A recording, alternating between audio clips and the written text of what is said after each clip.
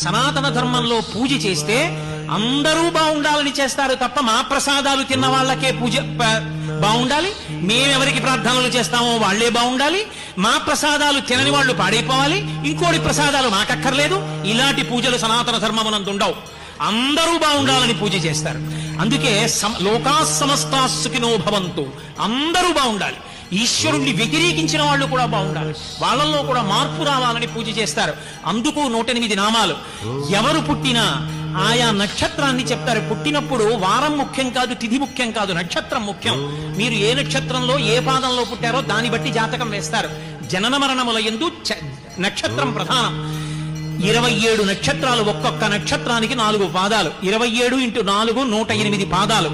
ఈ లోకంలో ఎక్కడ ఏ ప్రాణి పుట్టనివ్వండి, 4 కాళ్ళున్నది, 2 కాళ్ళున్నది ఎవరు పుట్టినా ఈ 27 × 4 108 నక్షత్ర పాదముల యందే పుట్టి ఉంటారు. 108 నక్షత్ర పాదముల యందు పుట్టిన సమస్త లోకము సుఖముగా ఉండుగాక అని 108 నామాలతో పూజ.